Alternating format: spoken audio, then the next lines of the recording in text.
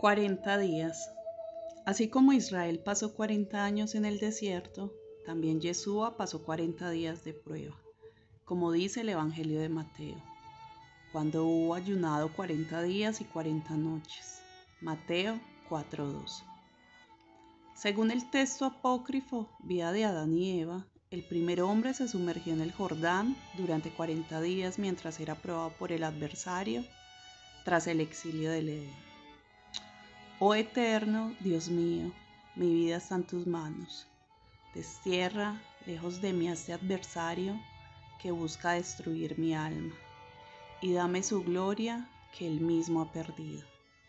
Y en ese momento el diablo se desvaneció ante él, pero Adán soportó en su penitencia de pie 40 días, y hasta el final en las aguas del Jordán. El número 40 es uno de los números más conocidos en la Biblia y la tradición judía. Pero ¿cuál es su importancia y significado? 40 seas, la cantidad de agua lágica requerida para una mikveh kosher. Eruvin 4b. 40 días y noches llovió durante el diluvio de Noé. Moshe estuvo 40 días en el monte Sinaí para recibir la Torá. Éxodo 24:18. Moshe estuvo 40 días en el monte Sinaí después del becerro de oro. Deuteronomio 19:8. 40 días de los espías. Números 13:26, 14:34. 40 días de Teshuvá, del 1 de Elul al 10 de Tisrei. Yom Kippur. 40 años de vagar por el desierto antes de entrar en Eretz Israel. 40 años el rey David reinó sobre Israel. 40 días que Elías estuvo en Joret. Una de Reyes 19:8.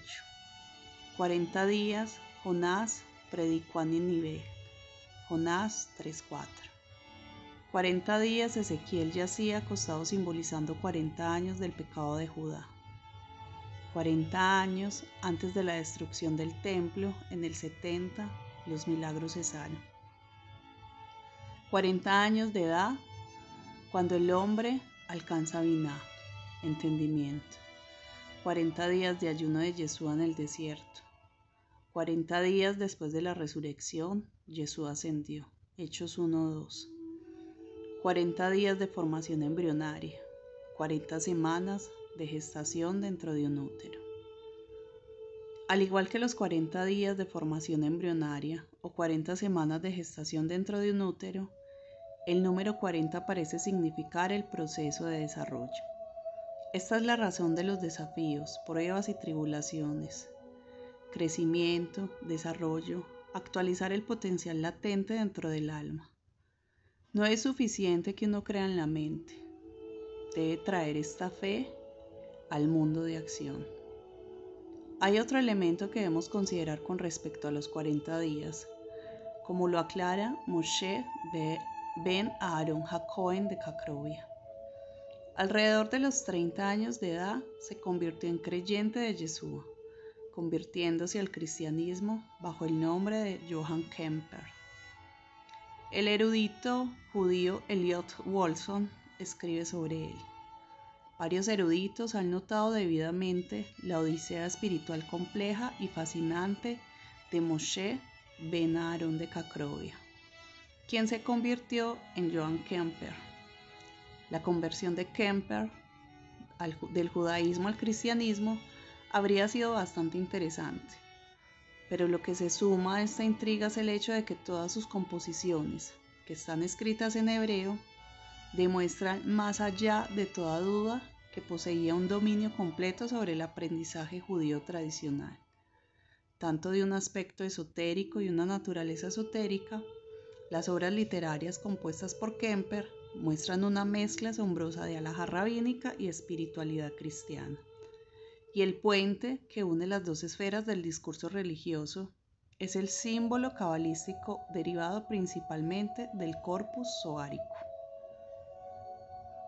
En 1711 compuso una obra de 3 volúmenes sobre el Zohar titulada Matet Moshe, el bastón de Moisés. Antes de esto, en 1703, tradujo el Evangelio de Mateo del Siriaco. y posteriormente escribió un comentario cabalístico sobre el Evangelio de Mateo llamado Meirat Enayim, la iluminación de los ojos, en el que escribe: así como en la primera redención, antes de que vinieran a la tierra, tuvieron que andar errantes y errantes en el desierto durante 40 años. Así fue necesario que Yeshua, para llevar a cabo la última redención, soportara el ayuno durante 40 días, un día por cada año. En otras palabras, así como hay una historia paralela entre Yeshua, Moshe y Eliahu, es así con la nación de Israel. Esta es una clave para comprender la conexión más profunda de la tentación de Yeshua que exploraremos a continuación. De Egipto llamé a mi hijo. Hay una gran semejanza y conformidad entre Cristo y su pueblo en estas cosas. Juan Gil. El Evangelio de Mateo dice: y cuando partieron, he aquí un ángel del Eterno se le apareció en sueño a José y le dijo: levántate, toma al niño y a su madre, y huye a Egipto, y quédate allí hasta que yo te diga, porque Herodes está a punto de buscar al niño para destruirlo. Y él se levantó y tomó al niño y a su madre de noche y se fue a Egipto, y permaneció allí hasta la muerte de Herodes. Esto fue para que se cumpliera lo que el Eterno había dicho por medio del profeta: de Egipto llamé a mi hijo. Mateo 2, 13-15. Los antimisioneros se apresuran a señalar que esta no es una profecía mesiánica en absoluto, ya que no hay indicios de que esté hablando del Mesías. Además, el segundo versículo dice que el hijo fue y adoró ídolos. Cuando Israel era niño, lo amé, y de Egipto llamé a mi hijo. Cuanto más lo llamaba, más se iba. Siguieron ofreciendo sacrificios a los Baales y holocaustos a los ídolos. Oseas 11, 1-2. Los escépticos aprovechan este momento. Mateo pintó a Jesús en el Tanaj. Él torció las escrituras judías para engañar a las personas desprevenidas para que creyeran en su falso Mesías. Muchos cristianos gentiles están genuinamente confundidos, sin saber qué hacer con esta información. Como hemos señalado en el comentario anterior de Moshe ben Aarón de Cacrovia, la verdad es mucho más profunda que esto. Al igual que Moshe Rabbeinu, como Eliyahu Hanavi, Yeshua HaMashiach están íntimamente conectados con la Sagrada Torá y su pueblo Israel. La nación de Israel es llamada el Hijo de Dios. Así dice Hashem: Israel es mi hijo primogénito. Éxodo 4:22. De hecho, el Yalkut Shimoni vincula esto con el Mesías, donde habla la Torá sobre el Mesías, como está escrito en Éxodo 4:22. Israel es mi hijo, mi primogénito. Donde en los decretos de los profetas está escrito en Isaías 52:13. He aquí mi siervo prosperará. Y cerca de ese pasaje dice en Isaías 42:1. He aquí mi siervo, yo lo sostendré. Y donde en los escritos el Salmo 110:1 dice: Hashem dice a mi Eterno: siéntate a mi diestra. Y el Salmo 2:7 dice: Él me dijo: tú eres mi hijo. Al igual que Yalkut, Mateo no cita Oseas 11 como una referencia directa al Mesías, sino que ilustra la conexión entre el Mesías, quien es la Yehidá de Israel, con su nación.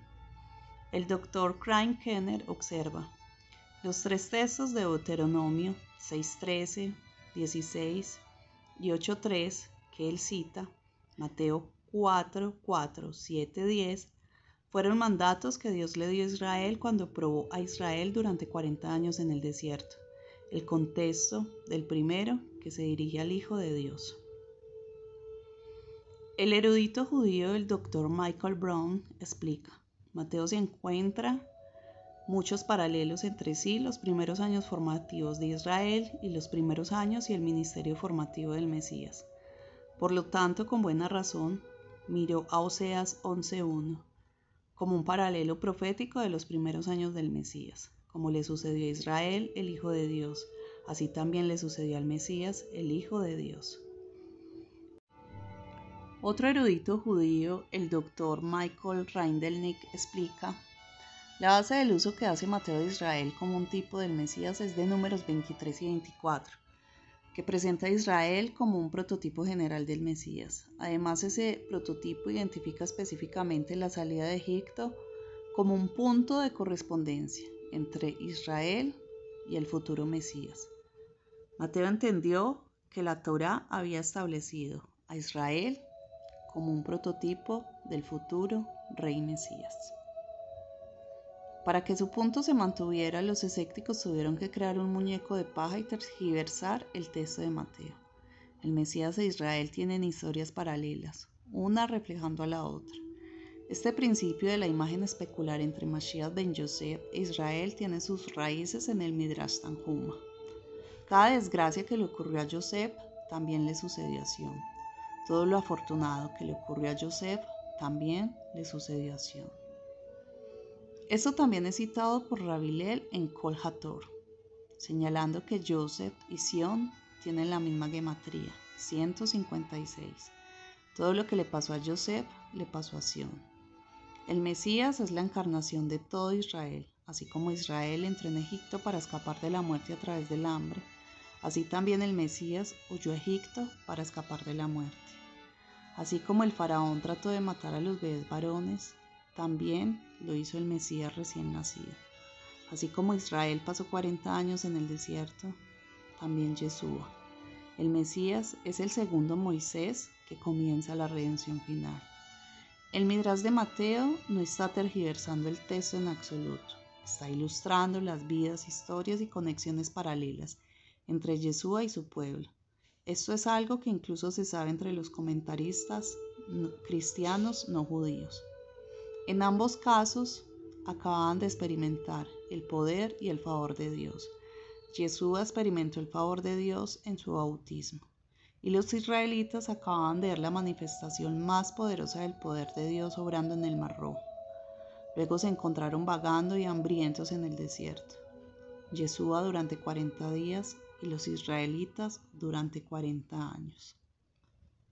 Si los antimisioneros se hubieran molestado en estudiar el pasaje, aunque sea un poco, habrían conocido esta información. Incluso Wikipedia explica. Mateo presenta los 3 pasajes de las Escrituras citados por Yeshua: Deuteronomio 8:3, Deuteronomio 6:13 y Deuteronomio 6:16.